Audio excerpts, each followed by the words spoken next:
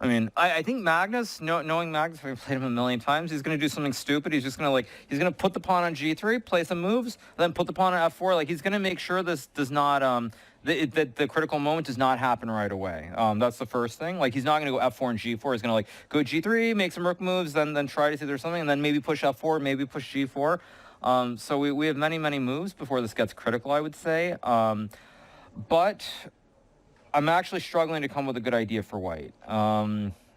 If you can't do anything other than put the king on h4 and play some g4, I'm very skeptical this can actually be winning, honestly. Yeah, I would say, looking at it, Alirez's moves seem pretty obvious to me. Just shuffle the rook back and forth. I think what he's thinking about here is whether he should play h6 or not. I mean, I think probably h6 is fine, but I would most likely just shuffle rook b7, rook c7.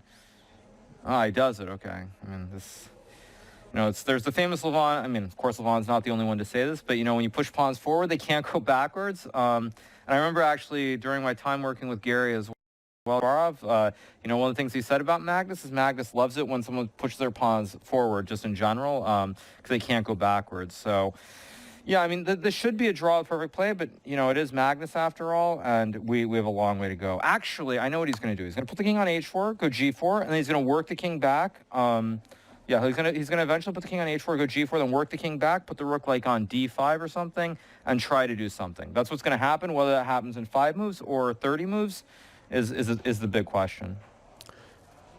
Okay. But, I mean, I would say this should be a draw. Because I'm struggling to find a situation where Alireza has a move that's not obvious. I mean, basically is to keep the rook on the 7th rank and just shuffle. So because of that, he should be able to build up probably like 1 to 2 more minutes on the clock, I would think. Yeah, see, he plays rook c7 right away. And that's the thing, is that it's not a situation where Alireza's moves are difficult. He really only has one plan, which is just sit on the 7th rank. So that helps him. Yeah, that helps him tremendously here, tremendously. Yeah, I mean, I think that this is a draw with correct play, obviously, but I mean, we have a ways to go, so who knows? What will anyone do at Magnus Carlsen? What just happened there? A blunder by Firouzja. Oh my God! Is it king and pawn in game? Oh, it was Has a he draw, just blown it? and he blundered it. Firouzja blundered into a lost position. Oh my Triangulation. gosh! I think it's triangulation. Look at this. White gets the opposition. Black has to move. And look at Magnus. Magnus feels bad about it. He just shook his head and was like, "Yeah, it's winning now." We'll see this play out on the board, I think, but Black simply is going to have to give way, and there we go. Firouzja resigns in shock. He knows he blew it just a moment ago. David, we're gonna need to replay that, but first of all, like, you can see it on their faces. Obviously, Firouzja knows, Magnus knows.